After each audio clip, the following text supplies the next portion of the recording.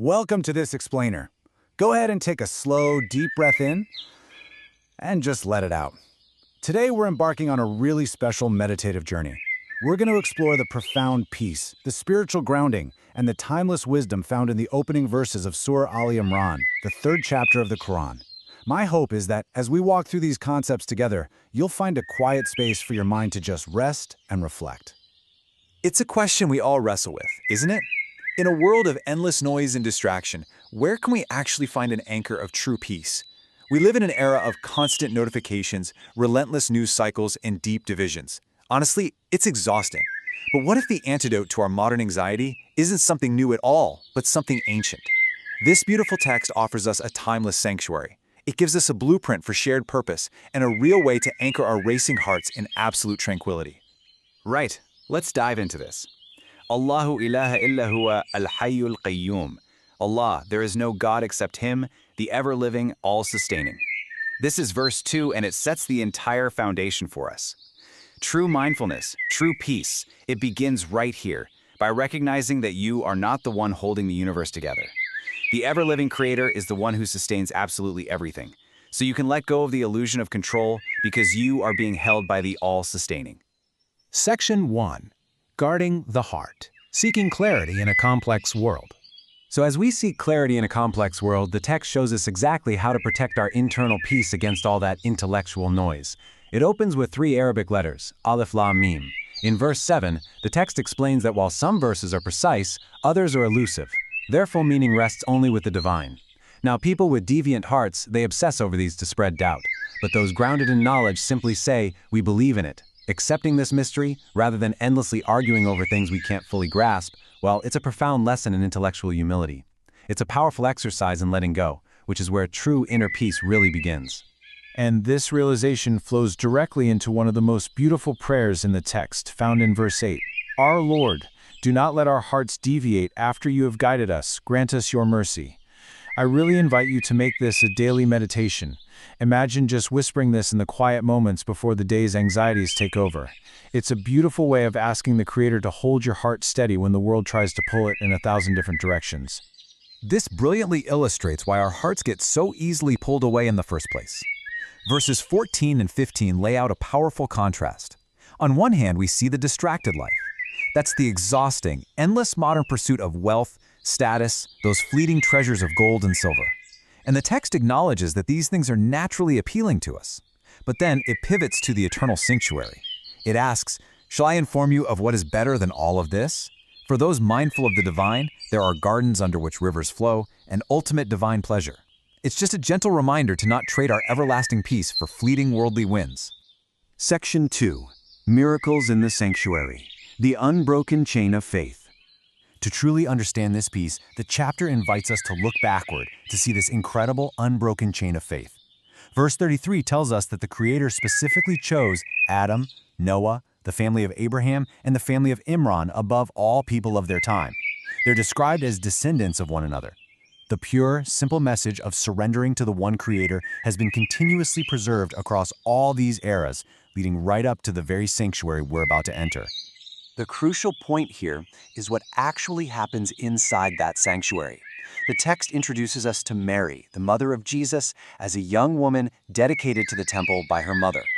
Verse 37 paints an incredibly peaceful image.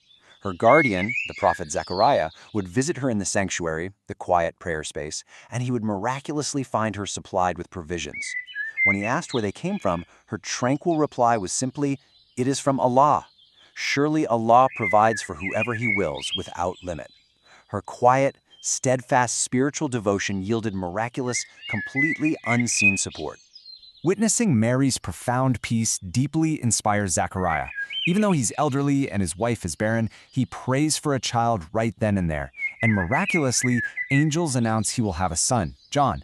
Zachariah asks for a sign, and look at the sign he gets in verse 41. It's a meditative retreat. He's told not to speak to people for 3 days, to remember his Lord frequently, and to glorify the divine morning and evening. What a perfect ancient model for modern mindfulness. In the face of a miracle, the response isn't noise, it's a profound, grateful silence. And in that very same sanctuary, angels come to Mary herself. Verse 45 captures this beautiful annunciation. Allah gives you good news of a word from Him. His name will be the Messiah, Jesus, son of Mary. These verses honor Jesus so deeply. They portray him as a profoundly righteous prophet, given life by a single divine command, much like how Adam was created from dust. It's a narrative filled with immense reverence and tranquility. Section 3. Fostering Shared Purpose. A timeless invitation to unity. Having established this deep internal peace, the text now gracefully shifts our gaze outward, showing us how this spiritual grounding can actually heal divisions. We arrive at verse 64, which is a truly pivotal moment. O people of the book, let us come to common terms. This is a timeless, open-hearted invitation to the Jewish and Christian communities. It asks them to look past sectarian differences and to unite under the pure, simple banner of worshiping none but the one Creator. It's a beautiful call to our shared spiritual humanity. To really emphasize this unity, the text points back to the patriarch of them all. Verse 67 makes such a beautiful point. Abraham wasn't defined by the later labels of Jew or Christian. I mean, those terms didn't even exist yet. Instead, he was someone who submitted in all uprightness. He's celebrated here not as a source of tribal division, but as the ultimate unifying symbol of pure, unadulterated faith in the one God. And this perfectly illustrates our own connection to that legacy. Verse 68 tells us that the people with the best claim to Abraham aren't just those who claim his bloodline, but those who actually follow his path of submission. This creates a beautifully inclusive shared legacy. It connects the Prophet Muhammad and all believers who submit to the Creator today in a direct, unbroken line right back to Abraham. We're all part of the same ancient, deeply rooted family of faith. Section 4. A meditative daily routine, integrating ancient wisdom into modern mornings. So how do we actually live this? Let's translate this profound wisdom into a soothing routine you can build into your own day. Let's look at verse 17, which describes the characteristics of the righteous. It offers us a highly actionable 3-step morning routine. Step 1. Wake up during the quietest hours before dawn, when the world is just completely still. Step 2. Pray for forgiveness. This isn't about guilt. It's about actively releasing yesterday's burdens. And step 3. Center your mind in patience and sincerity. Just imagine setting that tone of absolute peace before your busy day even has a chance to begin. Because let's face it, as soon as the day starts, our integrity will be tested. Verses 76 and 77 contrast the anxious mind with the mindful heart. There's a deep spiritual anxiety born from trading your oaths and your morals for quick, fleeting, worldly gains. The text warns that those people will have no share of peace. Contrast that with the absolute, lasting peace found in honoring your commitments, honoring your trusts, and just shunning evil. The verse clearly states, Allah loves those who are mindful of Him. Integrity really is the shield that guards your inner sanctuary. Whenever you feel overwhelmed, I want you to remember the majestic words of verse 27. You cause the night to pass into the day and the day into the night. You bring forth the living from the dead. The exact same peaceful, infinite power that is seamlessly guiding the cosmos, turning night into dawn without a single sound, is the exact same power guiding your personal journey. You are being looked after. We've journeyed through the opening verses of Surah Ali Imran together, finding lessons in intellectual humility, the quiet miracles of devotion, the call to unity, and the incredible beauty of pre-dawn mindfulness. So I want to leave you with this final gentle thought to carry with you. In a world of endless noise, how will you protect your heart's sanctuary today?